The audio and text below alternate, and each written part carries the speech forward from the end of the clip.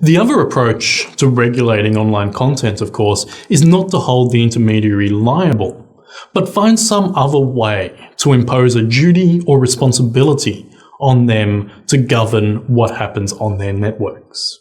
So increasingly, we're seeing a set of new regimes that are designed to disconnect liability from responsibility in this way. We're seeing new regimes created by the Australian government and by governments worldwide to impose obligations on intermediaries, even though they have no fault or other civil or criminal responsibility for the content that is passing over their networks. So this includes, for example, Section 313 of the Telecommunications Act, which requires intermediaries to take all reasonable steps to assist in the enforcement of Australia's civil and criminal laws. And this has been used to enable federal agencies to ask intermediaries to block websites, for example. ISPs have been asked to block access, to impose a filter on websites by ASIC and lots of other agencies in order to control what end users do and are able to access online. This isn't part of any liability scheme. In no way could we say that these internet service providers have a legal duty, apart from Section 313, to prevent people from accessing prohibited or potentially illegal or otherwise offensive websites. But nevertheless, the section can be used to impose a standalone responsibility on the intermediary. We see new developments in copyright law that formalise these procedures.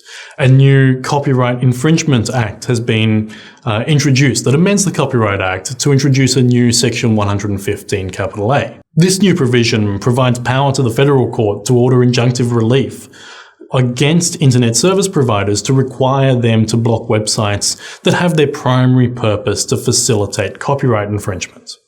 This, too, is removed from any potential liability.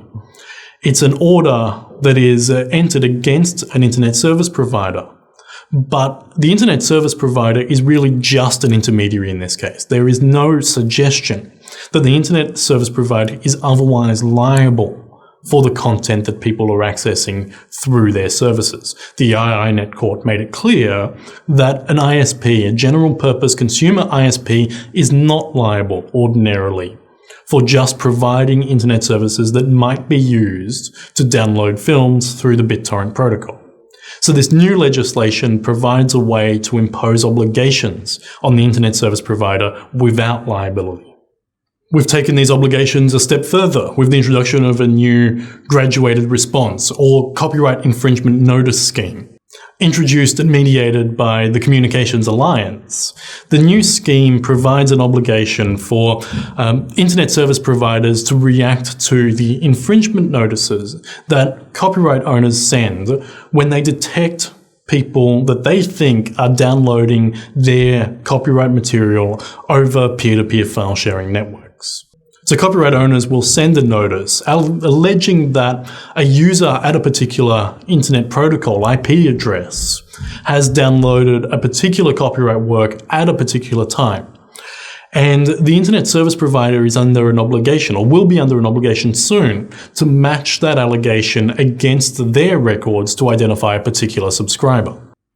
The internet service provider is then obliged to forward on notices or allegations or warnings of infringement to the subscriber that's been named by the copyright owner.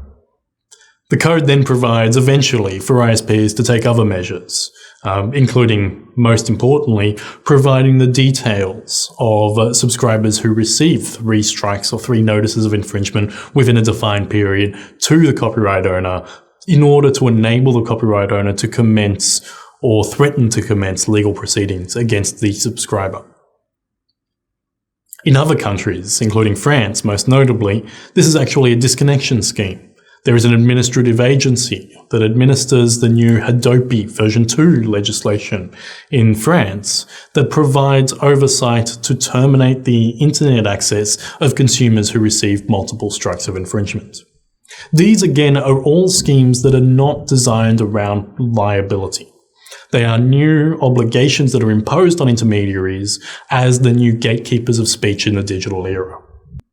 This is happening in other areas as well. For example, Australia's just created a new Commissioner of Children's Safety online, or the E-Safety Commissioner. This provides a way for the Australian government to address complaints about bullying content and other abusive or harmful content that is posted on social networks.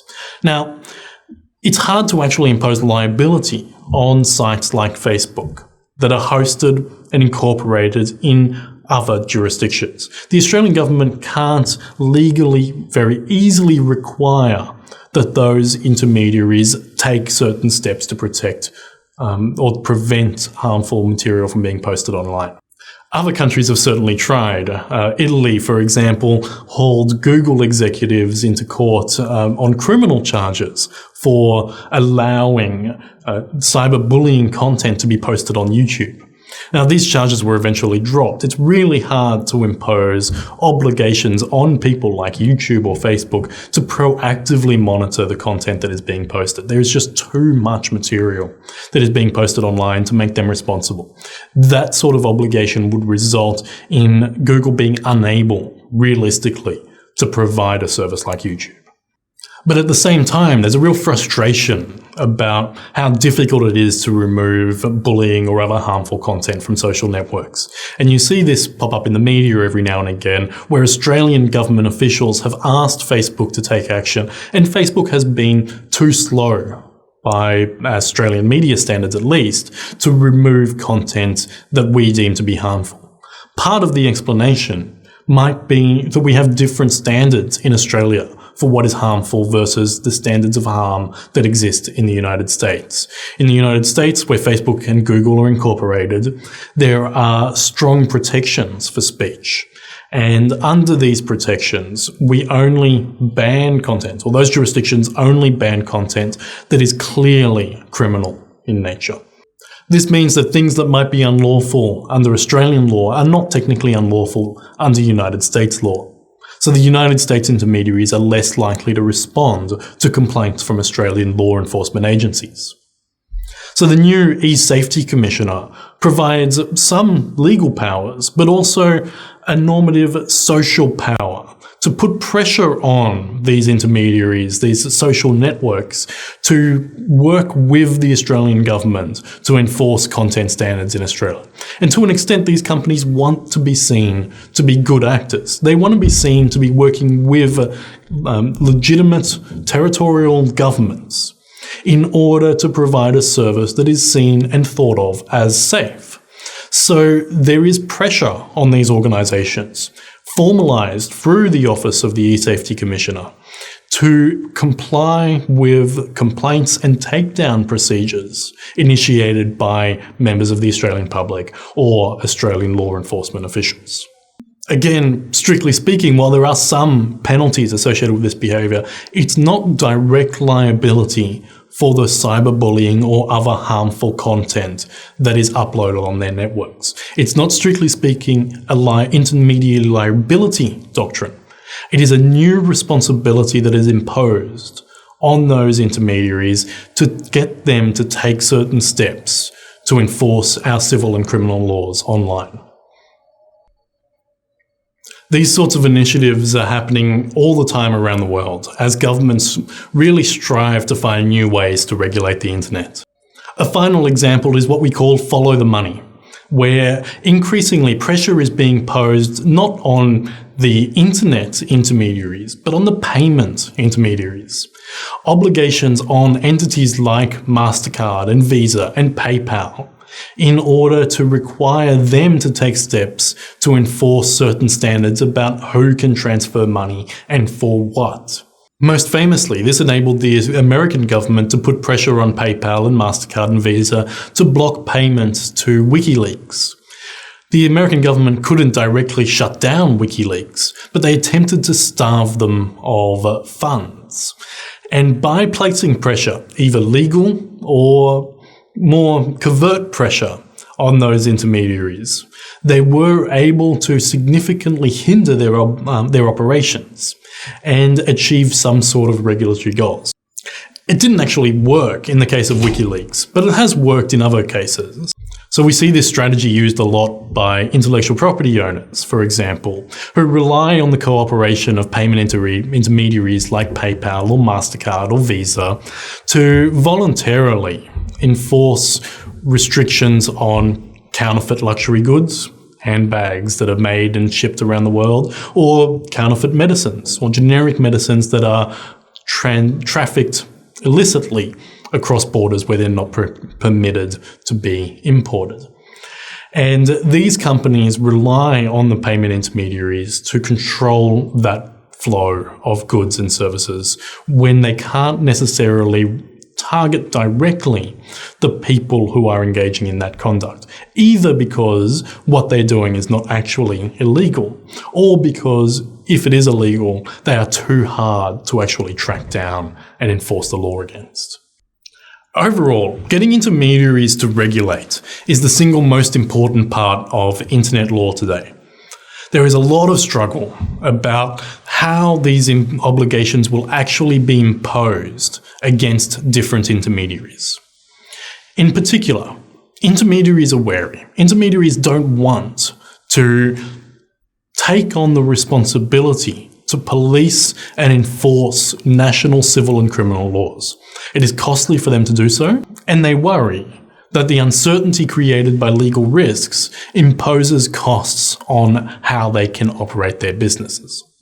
Nevertheless, they're under increasing pressure from all over, from private organisations and public law enforcement agencies, to take steps to police and enforce national civil and criminal laws, because they are, realistically speaking, the only efficient means of doing so.